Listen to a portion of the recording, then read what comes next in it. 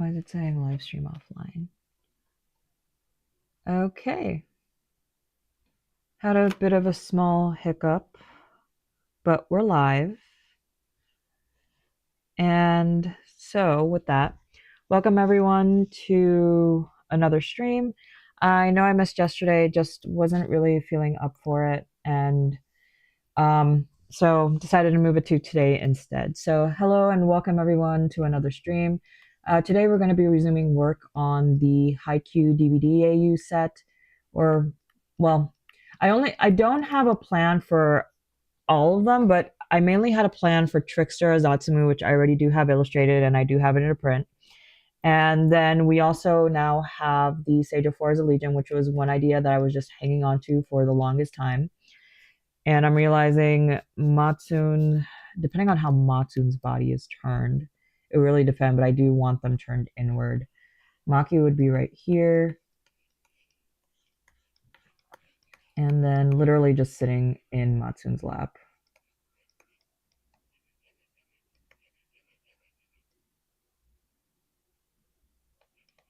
Maybe the leg up is the one here, and then the one that's like a little bit more bent is this one down here.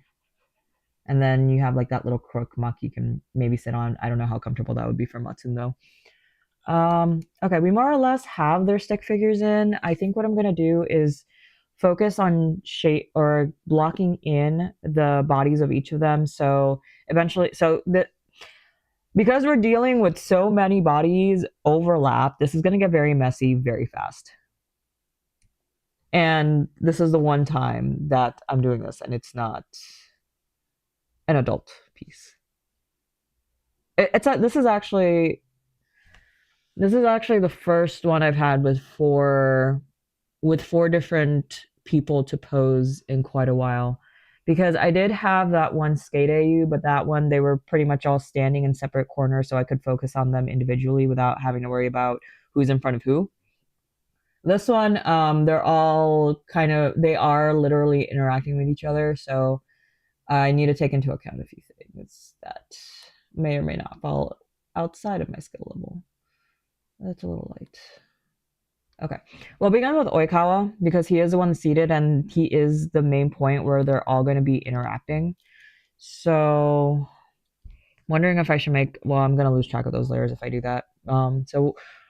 Trial by fire. Wish me luck, everyone. Do I ever know what I'm doing? No, of course not. I never do. Because there's also the fact that Oikawa will be holding a knife, and Iwaizumi is going to be holding his hand as well. So, oh boy. Why do I do this to myself? The one thing I will say at the very least, the lockers are there in the background. I have a feeling I should probably start getting some of my anatomy books out just in case.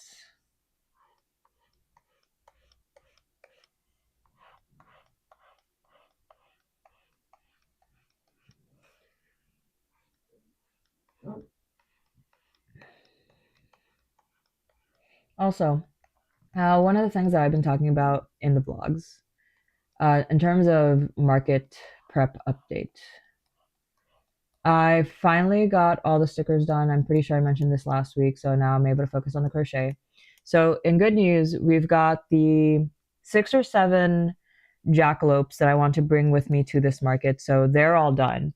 So at the very least, I'll have the jackalopes. I am fighting the urge to make more Chubzillas.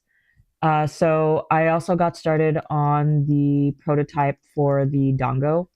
And it's one of those things for me, I'm not sure if for the Dango I am going to put faces on them or not. There's also a part of me that kind of wants to do the different colors in terms of kind of just like similar to the ones from the Monster Hunter Rise. No, Rise. Yeah, Monster Hunter Rise, isn't it? Monster Hunter Rise had the Dango. Which one was the... Okay, yeah. Monster Hunter Rise, for some reason I was thinking about Sunbreak. But essentially, I was thinking of doing different color Dango as well, as a nod to Monster Hunter Rise. And so I'm kind of debating on adding faces to the dongos. The first prototype I'm gonna make is pretty much just gonna be um is gonna be them is gonna be them without the faces, or if I do put on faces, they are gonna be pretty much stitched on or embroidered on. And then I don't like the head shape. I really do not like the head shape. And then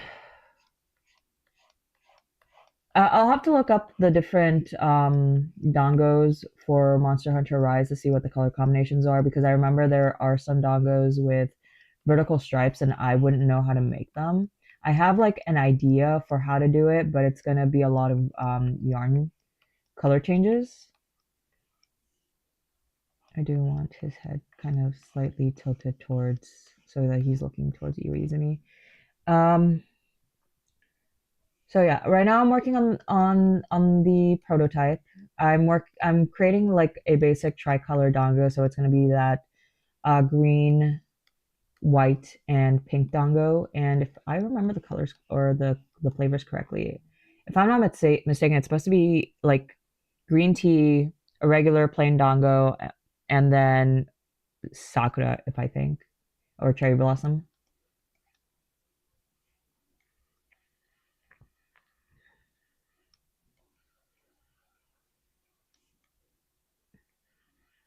Yeah, his eye sockets are kind of like.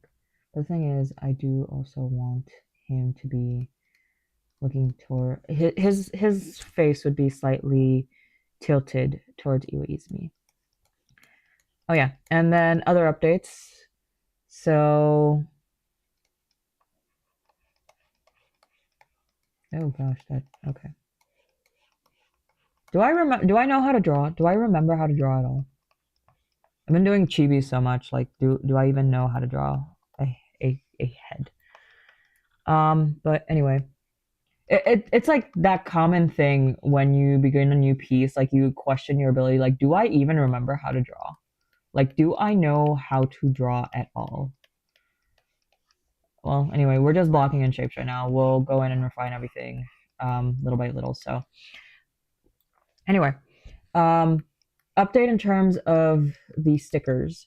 So I got my order in with Vograce, and I finally got the proofs over the weekend, and I approved them. There was a bit of some of them couldn't get the full bleeds that I wanted, which I wasn't too married with getting them all in full bleeds. If it was one of those, it's nice to have, but if it's not possible, okay, I can live with it. But that means a few of the stickers are going to come out with white borders, ideally for specifically for the lads. Boys, like I would have made it so that I would have made it so that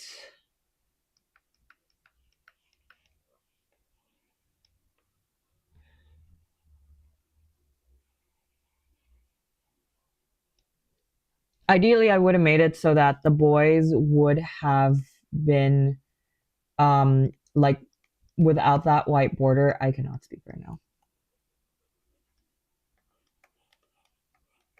We're just going to block in shapes. We'll worry about proper anatomy and proportions later. I just want to have everyone blocked in so that we kind of have a better idea of where like different body parts are at. Because the stick figures are great for setting up the base. Just like set up the base very quickly. The shapes are great just to loosely block everything in. Just to get a better idea where everyone's at. And then we'll slowly refine up towards the like proper proportions, because already from how this is drawn out, his torso is already too small. His neck is in the weird place, and I still don't like the shape of that head.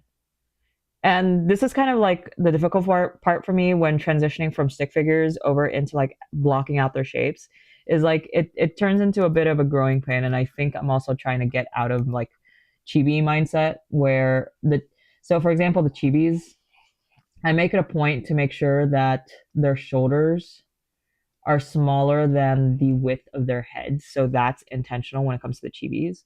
The thing I need to remember with a regular human proportion, there is So basically, if you break up the proportions from one of the classes, one of the best ways to measure it is that the length of the shoulders are pretty much going to be 3 heads. So like when you're looking at the like full length of the shoulder width, that's going to be 3 heads side by side. Does that, if that makes sense? Either 3 heads or like half a head, 1 head, half a head. I would need to look up that proportion again. Do I have that sketchbook? Yeah, I have a sketchbook with me. I could double check it right now. Because I do take a few courses on Colosso. I have. It's been a while since I've done one of the courses properly. Yeah, it's 3 heads. So I really appreciate the way that artist broke down the proportions. So it's supposed to be 3 heads. So the shoulders typically 3 heads. The length of 3 heads. Sometimes I feel like that's too broad, though, at least in my opinion. But that's, again, we'll get to proper proportions in a little bit. But the thing I also need to remember, 3 heads, that's shoulder width. This is including the arms. So the arms would go right around there. So yeah, that makes sense, actually. But yeah, I like the way that creator broke down the class because she does have like a bit of a master class. She has a master class on how to design characters from the ground up and make merch. And it's still a course that I'm making. I bought a while back. I'm still making my way through it. I just got distracted by other priorities. So life is difficult when you're trying to juggle a whole bunch of different hobbies and trying to make a career from your art. It's difficult, but at the end of the day, I know it's going to be sacrifices that are going to be well worth it in the long run.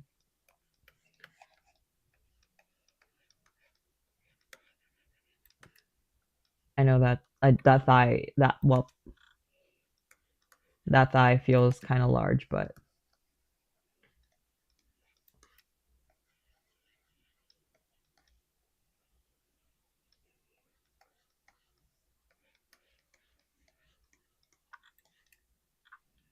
like I was kind of tall. It's like this meets like right at the edge of the bench. We're actually going to expand this out a little bit more.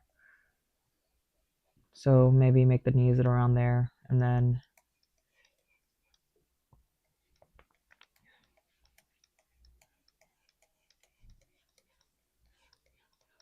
so the proportions are going to look wildly wrong at this stage.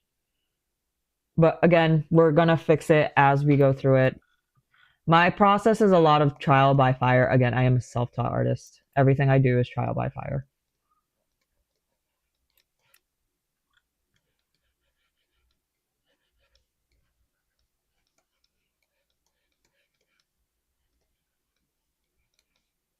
Sometimes the thing I wonder is why do I not just set up like I know how to set up the 3D models in CSP.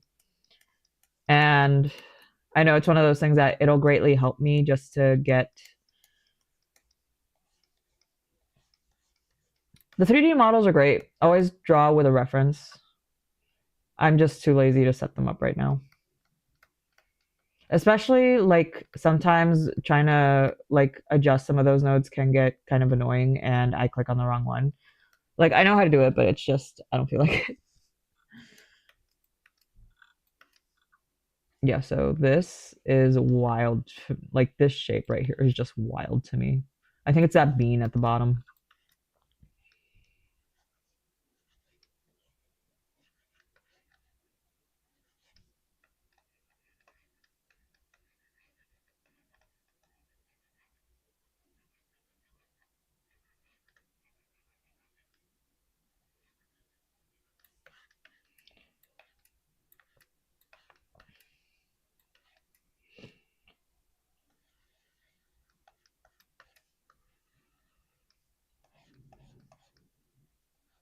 That works if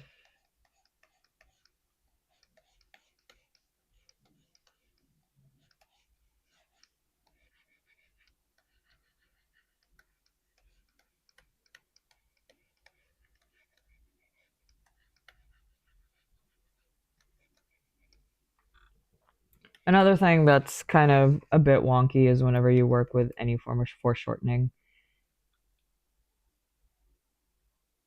It's gonna be fine. Maki and Matsun. His shins are a little too long. I'm kind of debating if I want to get Oikawa closer to a more detailed. Yeah, let's get Oikawa to a more proportional state before I begin working on any of the other four because the other four are pretty much going to meld around him. So let's get like the center closer to what he needs to be, and then we'll start adding the other three. The other thing I could do too is just like fully draw in every single one of them, like from the sketch at the very least to the final line art. And then maybe it'll be less confusion for me if I have. Hmm, hmm. I might actually give each boy a different folder. There is something I do want to try out that I think I may be able to use in the future for other pieces. Let's actually make an Oikawa folder. Yeah, let me make an Oikawa folder. Okay, I'm gonna try something different with my process. Well, actually, this needs to still be the sketch, but okay. So there is something that I do want to try now that I'm here, and I'm gonna try giving each of the boys their own folders. So that way, because in the future, I do want to try this type of approach because one of the cool things that you could pretend that I could put. Okay, so what's going on in my head right now is pretty much in the future because there are some merch lines, and the first one that I can think of off the top of my head, there's this Code Geass merch line um, of Kid Suzaku and Lelouch, and then another one when they're much older. So pretty much the way that product line works is that they have acrylic stands for each of the characters individually. So one for Kid Lelouch, one for Teen Lelouch, the other one for Kid Suzaku, and then an older Suzaku. And so they also have them together in like one larger acrylic stand. I could, I don't have my OBS set up so that I can capture that. But pretty much it'll be a way in the future if I keep everybody within their own folders.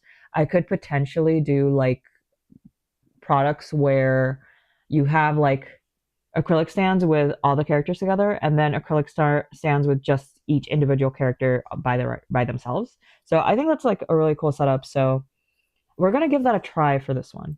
So instead of having everybody's line art being one, have it so that whoever needs to be in front is. Ooh, this is gonna be interesting. Well, the background is always gonna remain. Background becomes tricky with Iwaizumi actually. Ooh, this is like a fun experiment with layers. Actually, this could easily turn into a fun experiment with layers. Okay, I'm gonna stop getting ahead of myself and just focus. All right, I need that bench. Okay, so okay, Oikawa where he's at now. So first off, part of this torso feels a little too small. And then this feels a little too long for the upper torso going into the back. So in my opinion, I think best way to remedy this is to make this a little bit more larger because this need to get a little larger in my opinion compared to where the lower half of the torso is at. So let me do one more thing and have this floating around on the side so that way I have a clear view of how the proportions are looking at. And there is that. Please tell me. Okay, thank God that's not on the same layer. Okay, but that is the same layer as the bench. Okay, okay. I see where we're at. So, fun fact about me, I'm just a hot mess in general. Will I ever get my shit together? Who knows? I wouldn't hold your breath. I wouldn't hold my breath. Okay, so I know I said earlier that I did not like his face shape. So let's actually take a little bit of more time with the shape because um so one of the things for my sketch process is that I will draw things in very quickly, and the intent with that part of the process is just to see or get an idea of where those shapes lie. So I begin from a very rough state because at it's one of those kind of like rapid prototyping sort of deals where you want to get something very rough, very quick, and kind of just like achieves its main functionality first. So with that part of the sketching phase for me is just like to get an idea of where exactly are all these limbs gonna go. With this step, it's like beginning to put in more of those proper proportions so that yeah, because one of the things you will notice is that as I'm working, you'll some things may slowly kind of begin to shrink. And the other thing, because the other part of that too, is that I go from a very large pen size to a much smaller one. And I'm the kind of person that really believes in it's okay if the beginning of it is going to be rough, kind of ugly, maybe not the absolute best, but that's part of the reason you go through a refinement process. Ooh, I kind of don't like the position of the nose.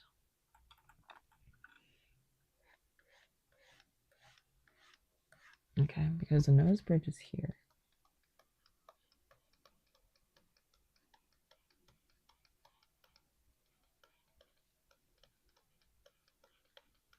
But yeah, pretty much the very beginning of any piece for me is always going to be incredibly rough because at the end of the day, I just want to see are is what I have in my head like is it going to translate well on paper because it's one of those things like kind of the reason why artists will do thumbnails first and I pretty sure we did thumbnails last week. But part of the reason why you do thumbnails first is just to get a very quick idea of what the composition looks like before you start working on the actual piece and then get far along into the piece and then realize like that composition actually does not work well at all. So that's part of the reason for me to start with the stick figures and trying to figure out where all the boys are going. So I have a much clearer idea of where I want to take this piece.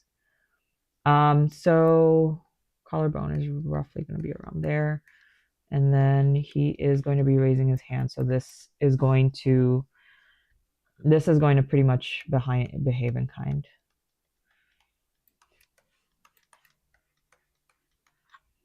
And once again, 3 heads. If you could just get the circle of the head. So roughly the length of the shoulders should be about 3 heads.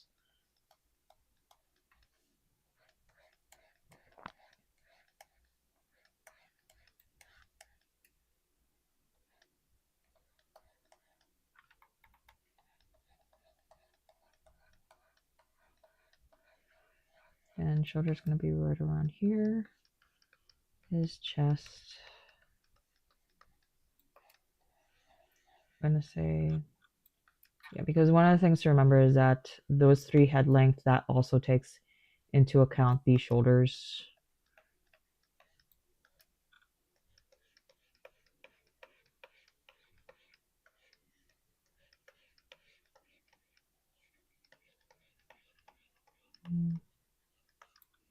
The other thing is too is that there is a part of the rib cage because whenever you're looking at the chest, there's going to be a certain muscle that pretty much connects here.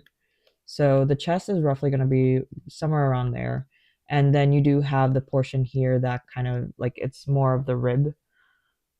Well, I guess when you're doing like a forward facing glance, you don't really see as much of that, but kind of a good thing to keep in mind that after the chest is the rib cage or the again, self-taught artist, anything that I say is just a process that has worked for me. Like I do not have formal training when it comes to this stuff. Most of the stuff I've learned it comes from observation and quick YouTube videos. And one of the things I have said in the past is that I do like to practice my anatomy. And sometimes you will notice that I will draw in like the hip bones or the rib cage just to get a better idea of where all these things fall. And then the hip bone, I more or less got it in the right place, but I do want to do more of it jutting out this way. Because one of the things when it comes to foreshortening,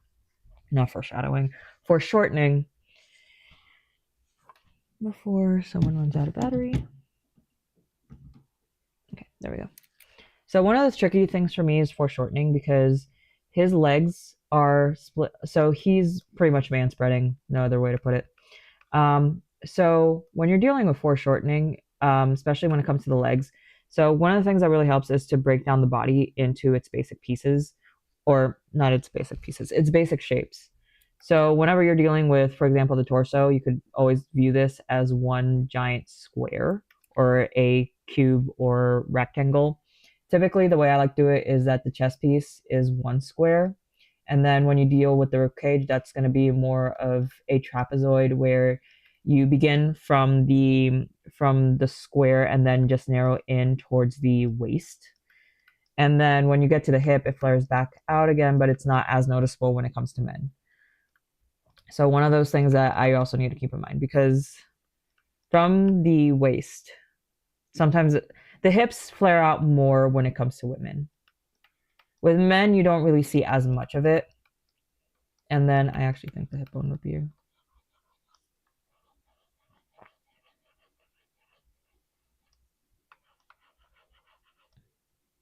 But yeah, the challenging thing about foreshortening is pretty much working with the cylinders. So sometimes, like, so for example, if you have something that's like straight down the line, you're going to have a much larger area here that's going to narrow in here. But depending on the angle, so this, if you're looking at it, I would say maybe the camera angle, you're pretty much looking up from like a distance away, but you're looking down onto this part of the thigh. If you're looking like straight into it, sometimes like you have something that's closer to that.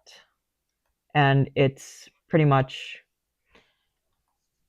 in short, foreshortening is challenging because it puts body parts in a position that when you first look at them, your immediate thought is that kind of looks weird, that can't be right.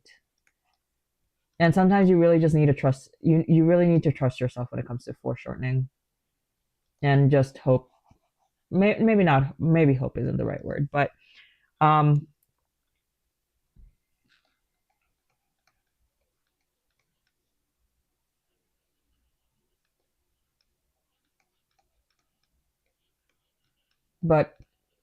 kind of just hope you're getting everything in the right angle. So this is going to be the knee. Because the thing to remember is that the edge of the bench is right here. So the crook of his knee is going to rest right on top of that. So the part of his kneecap is actually going to jut out further from the bench. And somehow I think I managed to make the legs longer and give us that same problem from earlier. Because this in general looks like too wide. Like he's not Taichi and he's not Bokuto. I love Oikawa, but he's not Taichi.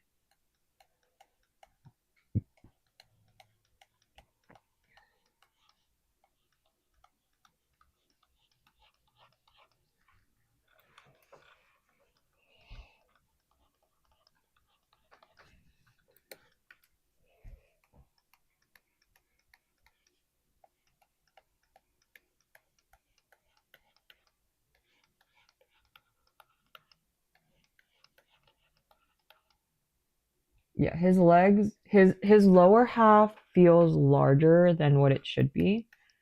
But here's the other thing too, is that I don't want to make his upper half.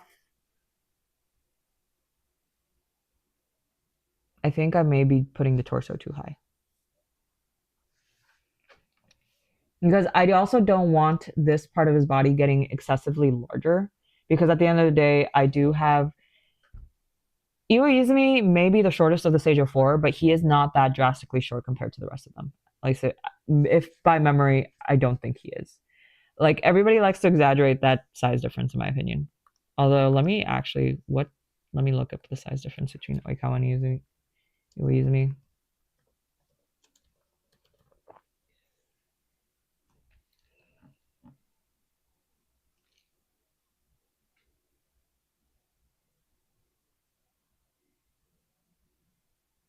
It's not the world's largest height difference. He's shorter compared to Aikawa, but it doesn't seem like he's that much shorter. 179.3 centimeters. Oh, one of you is lying. Someone on Twitter said Iwaizumi is 181. His manga panel says he's 179.3. You a chan, who are you lying to?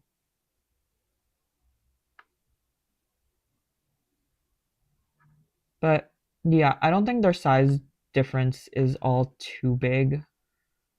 Like, it's not like Iwaizumi is staring at Oikawa's chest the entire time.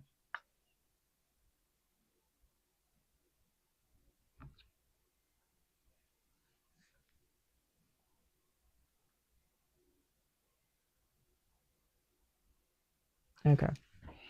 Iwaizumi.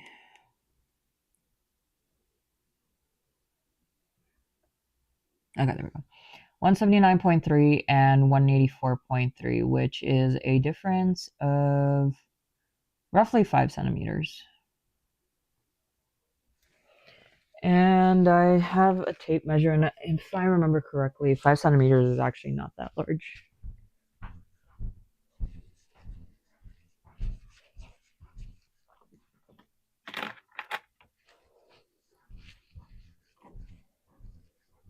Yeah, at most it's only a 2-inch difference.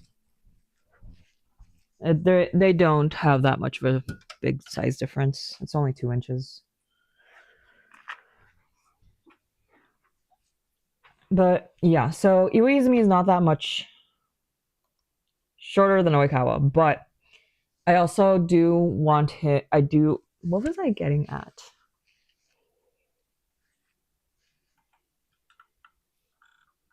I don't know. I have not. My brain has not been here at all. It's been a rough week. It's been a pretty rough week. So it was a pretty rough week starting Monday. So yeah, my brain isn't all here, and it's been a frustrating past couple of days.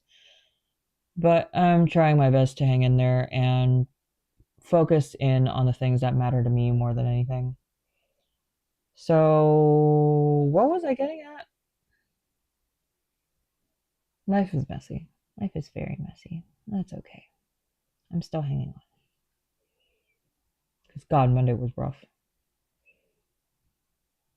Like, Monday, my mental state took a very drastic dip. Like, I was barely hanging on Monday evening. Tuesday evening, it did kind of bleed into Tuesday a little bit. Part of the reason I didn't like stream yesterday, like I was much better compared to what I was on Monday, but like I was just like I can't life. I can't life. Today, yeah. It sometimes it just takes a bit to kind of like drag yourself out of the trenches a little bit, especially yeah.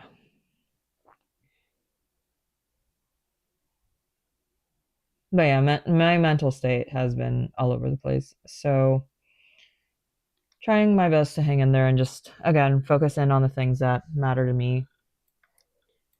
And whatever happens happens at the end of the day. So that's one of the things that I'm trying to make my peace with. If whatever happens happens, it happens for a reason. And sometimes it's bullshit, but you just hang in there. And yeah, again, whatever happens happens. If it doesn't play out to the best case scenario and it plays out to the worst case scenario, well, we just bomb, we roll with it. It's not the end of the world. I've survived worse. Honestly, like I'm at a like genuinely like I will always say this, uni I will always label as my lowest point in life. And like sometimes I do experience certain things that kind of remind me of those days. This week kind of low key being one of them, like but not maybe not as drastic as uni, but sometimes it reminds me of those mental states.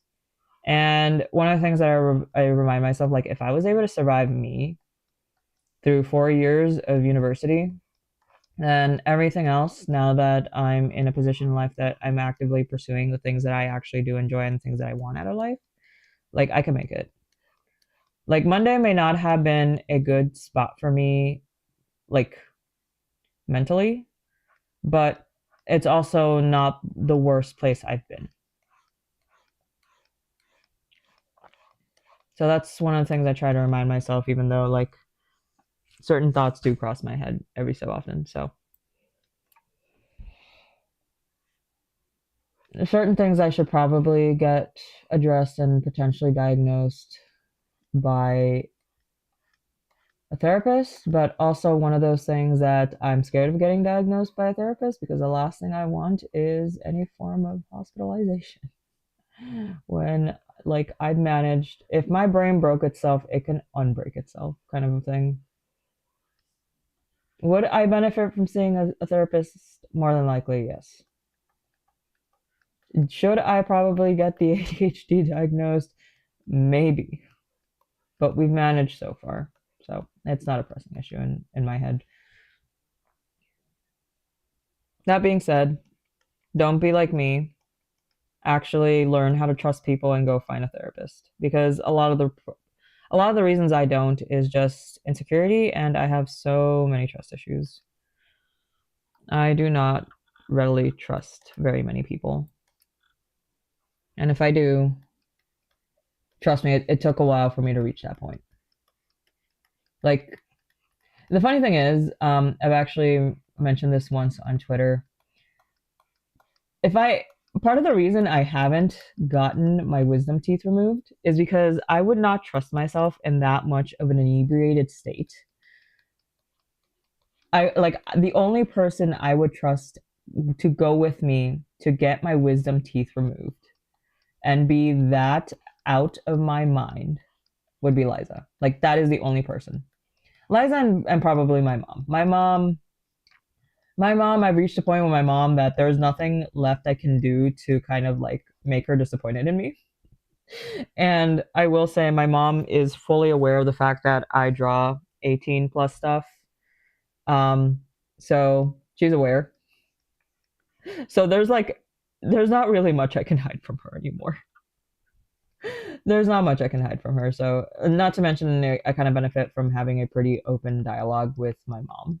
So Liza and my mom are probably the two only people that I cannot say anything that would incriminate me. Like, those are the only two people I would trust with me in a very inebriated state. Although it's one of those things that I don't. So one of the reasons I don't drink is mainly because I don't know the me when I drink, and I'm scared to learn what she's like because I have my father's temper and my mother's self control. And my mother's self control is only here because I'm sober. The last thing I want to learn is the kind of person I become when I'm drunk. Like that is one deterring factor for me. Is like I don't want to lose friends over stupid shit.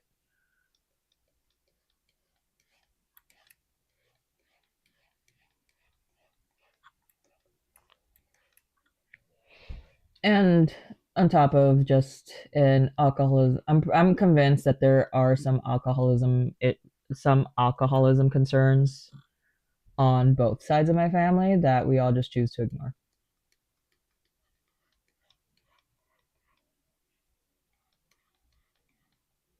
But yeah, the only two. I will say I have gotten surgery in the past, and I was on anesthesia at one point in my life, and I started crying because the nurse couldn't go home. Like my friends and I were joking that entire week about like how I'm just gonna hallucinate a bunch of dancing hippos. No, I just turned into a bawling mess because one of the nurses said she couldn't go home. And I thought it was my fault. She couldn't go home.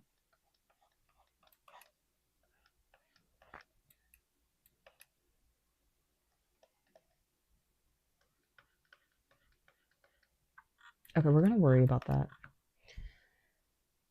But yeah, I would not trust me in an inebriated state unless Liza was in the room. And again, Liza is the one person who knows me best, and she's been in my life for quite some time now, so over a decade. That is, I met her when I was starting. How old was I? Because I'm pretty sure I met her around the time I turned 20. I'm 30 now, so that is over a decade. And she is the only person I would trust with myself inebriated. Because if anything, Liza knows a lot of my concerns when it comes to that. And she's also the person who knows a lot of my she's also the person who knows what most of my kinks are, if not all of them. And most of them are pretty much extensions of so pretty much a good portion of my kinks are her kinks. Pretty much she'll just show me something, it's like, hey, I found this thing, and then she'll present to me some sort of fan fiction. I'm just like, you know what? That makes sense. I'm on board. Like I just go with it. Anything she shows me, I'm just like, you know what? You know what? That is actually, you know what? Okay, yeah, yeah. That is our friendship can just be defined in we just grew closer because it's just we share so many similarities in terms of interests. And she knows that if she ever needs somebody that is able to scream with her about like certain fan topics, like she knows like I'm the first person that will be like, yeah, I'm on board. Like, dude, that is freaky as fuck, but I'm on board.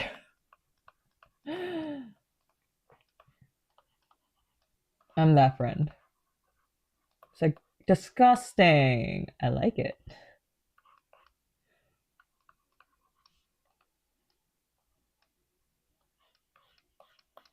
Sometimes it helps it when I draw in the abs. I'm trying to remember what there are like so many different tutorials that do like that try to explain how each of these different areas work. And I reached a point of like I'm trying to merge all of them that I don't know if that's working in my favor anymore or if that's working against me. Anyway, Liza is like the like one of the few people that I really trust. Like with every ounce of me.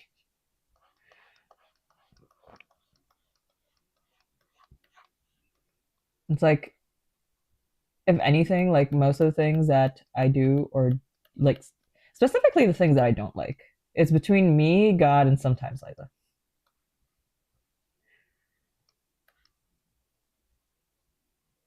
I'm trying to remember if this counts as part of the ab because you do have like I'm trying to remember if that counts as part of the abs.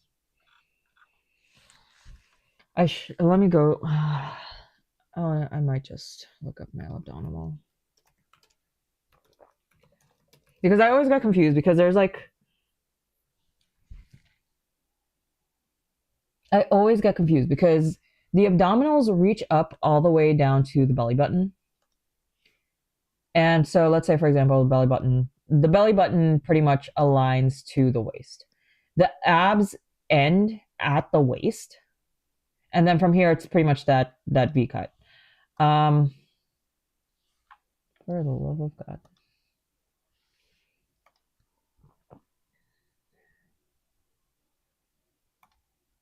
Because when you look at the anatomical model, like the muscle, there's like, yeah, so it's, I may have drawn that too small. So you have like this muscle right here. And I always get confused because is this U shape right here because of the rib cage, or is that part of the abdominal area? I would like everyone to take note now. I did not take anatomy in. The worst part is I also need to filter out all the AI shit.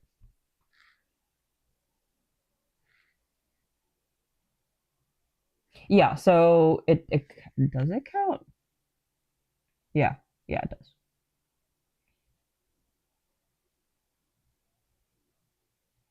Also, I will say I've never taken an anatomy course like for bio or like for my science classes. I've never taken anatomy, and I get the feeling that I would have suffered. But here's the thing, for me, science is very interesting.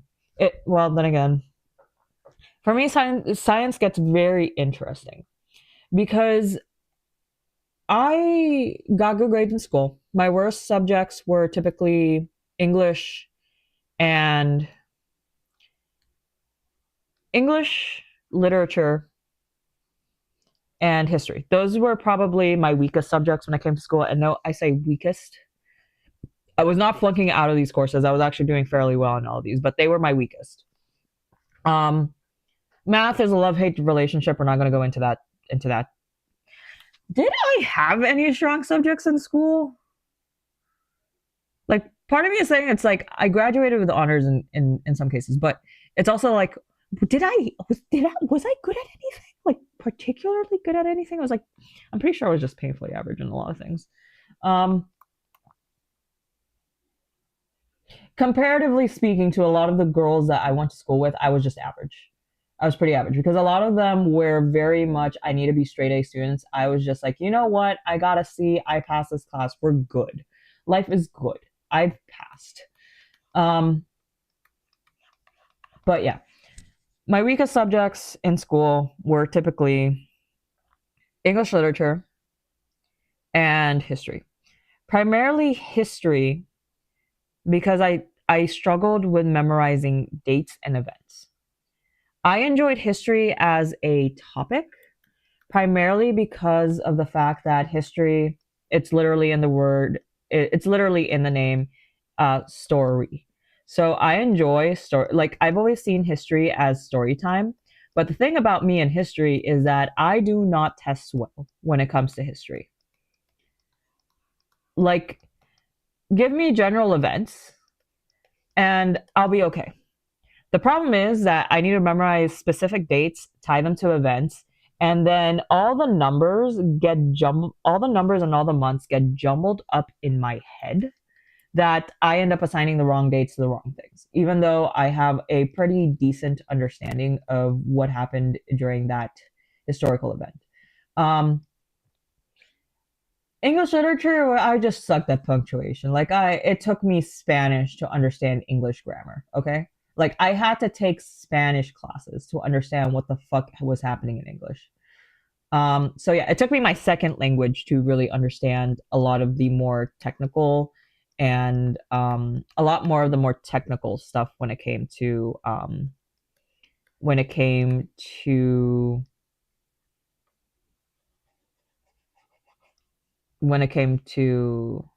what was I saying? I got I got distracted. But yeah, it took me Spanish to understand a lot more of the more technical stuff when it came to English. Um, Oddly enough, and I consider Spanish to be my second language, and I think my teacher said it best is that when you are native to a certain language, it's very easy to kind of just fall back on it makes sense.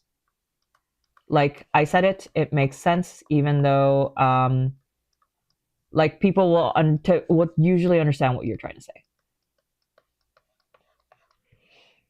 And I think this is what's getting too long here. So the interesting with me thing with me in sciences, like I want to say that I probably would have died with anatomy because it would have been a lot of memorization. However, when it came to biology, I used to love labeling diagrams because I think for me it's just I guess it would make sense because I'm a very visual person. So, like, I'm an artist. Of course, I'm a visual person. But for me, like, tying tying labels to a visual reference gets easier to label. Or like it's easier to memorize things that have to come with labels and they go in very specific places. It's just a matter of assigning the right ones to the right places. So like I want to think like anatomy, I would have low key suffered mainly because of the number of body parts that you would need to learn.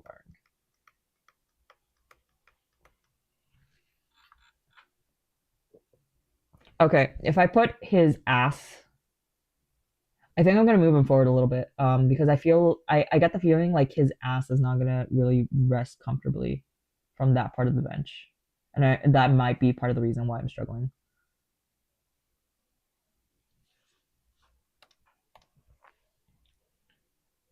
But yeah, like there's a part of me that thinks that I would have suffered taking anatomy just because of like all the labeling and all the memorization. But then I remember like topics like biology where the majority of biology is literally memorization. And I excelled in biology. Like I loved biology. And then one of the things I wish would have clicked sooner when it came to something like, for example, physics, because I didn't take physics until I was in college. So I wish one of the things that actually clicked sooner with me when it came to physics was one of the things that my professors taught us is that when you're dealing with physics equations, identify the things that you know and identify the things that you don't know, identify what your end calculation needs to be, and then align that with the formulas that you know. So that is something that I wish they would have taught us a lot sooner. Um, and something that I wish I could have gotten a grasp a lot better when I was taking physics because there's a lot of things like the left hand rule when it comes to understanding current magnetic fields. And if I remember, like I've been out of school for such a long time, and physics was one of my earlier courses. So yeah, we're looking a lot better. Um, we're looking a lot better now. But anyway, it was one of those things like I wish I would have grasped this concept a lot better, a lot sooner. But identify the things that you don't know and identify the things that you know. Identify what is it that you're trying to solve for, and then map things to the formulas that you do know. So it's one of those things I wish I would have grasped that a lot sooner because it's one of those things when that professor taught it, I'm just like, oh, that makes so much sense. Like why I wish people taught it like that much sooner. Um, and actually broke it down that way because some people when they teach calculating like calculating word problems, they'll just jump straight into the word problem. Or I don't know if it's like one of those things like age plays against you, so you have a difficult like you don't really form the connections as fast as you do when you're an adult and get to see it reframed from another person. I don't know, but I don't know. They're just some things that, like, when you do them on the spot, they don't really click all that well. But when you take a step back and do them later in life, it's just like, oh, that makes so much more sense now. And I think computer science is actually one of those falls in those categories for me because it's just like at the time, like I struggled so much. But once I was outside of an academic setting and I was actually doing it independently and actually doing more application, um, I realized like, oh, that makes so much more sense now. But the okay, so this is what I was gonna get at. So part of the reason why I struggled with history was because of the memorization, the dates. But when it came to sciences, like I did well when it came to applying formulas, learning the formulas, and understanding how they were supposed to work. Like that was never really an issue for me. Like understanding the steps to reach a solution, that wasn't so much of an issue with me. Again, love hate relationship with math. I have a very complicated relationship when it comes to math. I can do it. But there are times that I don't grasp things as well as other people who who are who actually specialize with math. Um, there are certain things that just won't click with me right away. But love hate relationships, it's complicated. But whenever you give me the formula, you give me the mathematical equations, like I'm typically able to do them pretty well. Given that I was very prone to a lot of careless mistakes and just brain working faster than my hands, and I would neglect certain things. Um, and I would like forget to carry a one or forget to pretty much it's just carrying ones and all that stuff. So when it came to like a lot of the formulas, the mathematical stuff, like no big issue. I can do that just fine. Part of the reason I struggled when it came to chemistry wasn't because of like the conceptual stuff. It was because my teacher started introducing history to chemistry, and I get it. It's good for us to know when a lot of these things were being found and like yes, I understand. The years are important, but it's the second they started putting in history into my math and sciences that I started falling apart.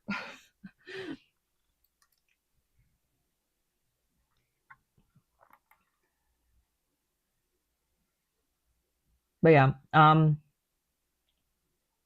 but yeah. And like I said, it's like these were my weakest subjects, not to say like I was horrible at them, but these were typically classes like for example, history. It was an AP course and I did manage to come out of there with a B. So one of my weakest, definitely one of my weakest. Um, English literature, that one, regular courses. I like B's were my norm when it came to English literature.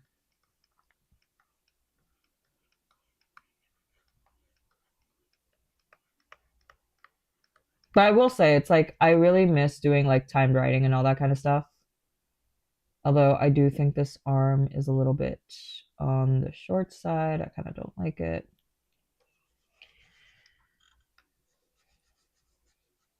Chemistry, I'm pretty sure either that one I came out with a B or a C. I forget.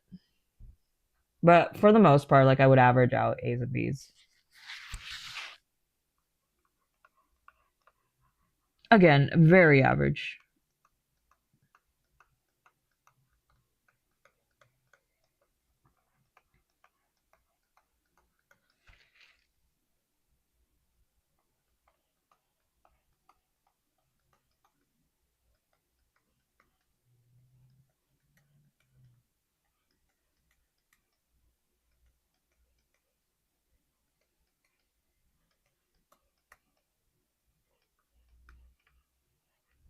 You're sitting. Yeah, the elbow usually goes down to the rib.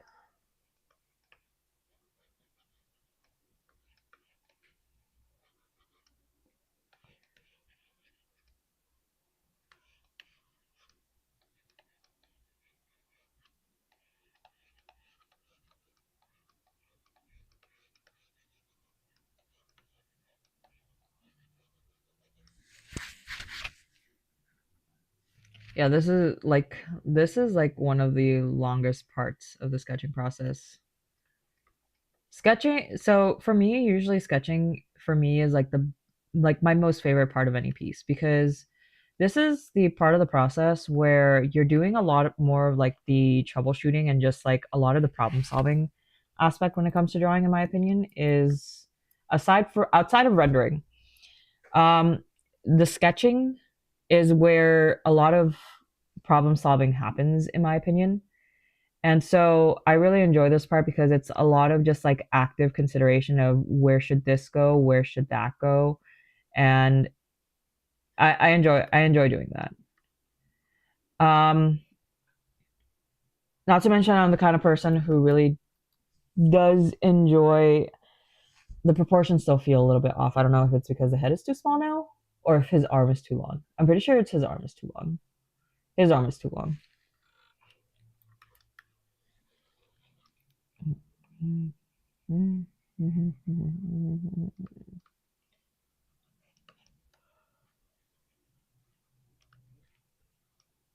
I need to go grocery shopping tomorrow.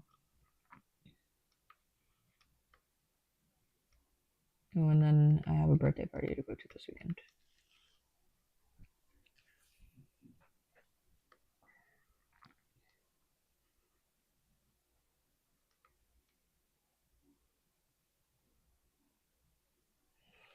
Okay.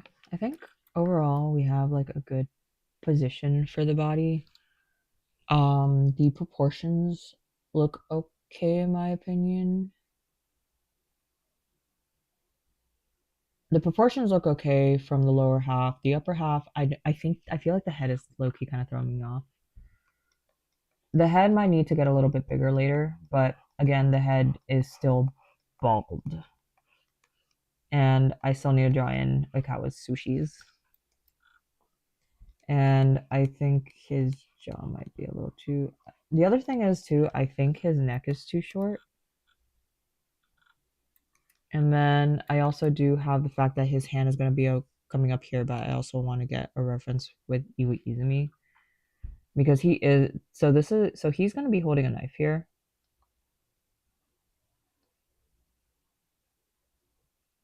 So if he's holding up the knife up to Izumi who wants to take a look, you will see a little bit of the arm go off to the side.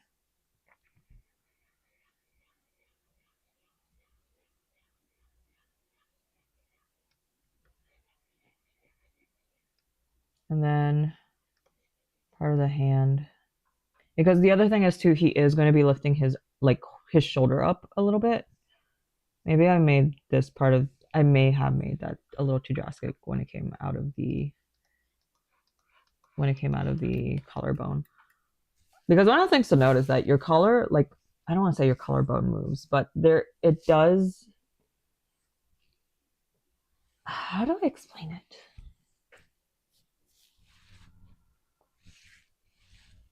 Like when you raise your hand, I think your collarbone does kind of move a little bit. Or at least like, yeah, that's a collarbone, right? I did not take anatomy, friendly reminder. I should at some point like do at least an anatomy study and label actual muscles. And then his arm is going to be up here.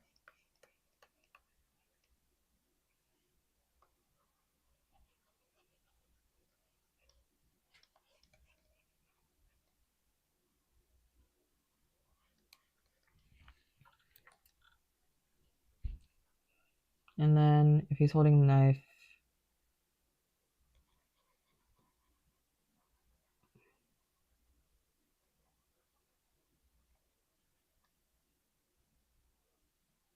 then the thumb is going to be...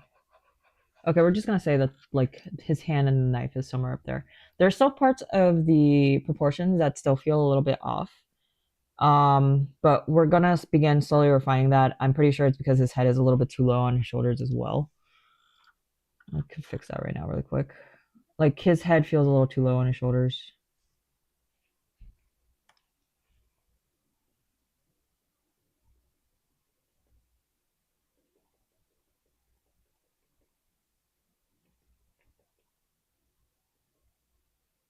And then I could... Okay. Yeah. I'm actually gonna end stream soon because I do need to get ready for bed. And I have not been good with going to bed on time. And again, undiagnosed but heavily peer-reviewed. Like a lot of the things that point to ADHD, like it's one of those things that I'm also scared to get a diagnosis because it's like, what if I'm just faking it? What if it's not real? Like, what if it's all just I'm the problem? Like, what if it's all just me? And then then I go to Liza and it's just like, if I ever express any form of doubt that I have ADHD, she looks at me and it's just like, seriously? You think you don't have it? Again, heavily peer reviewed. But anyway, I think I'm gonna go ahead and end stream right here because it is getting closer to my bedtime and I am starting to feel a little bit sleepy. So thank you everyone for joining in this evening, and I hope I'll see you in the next one. So have a good night.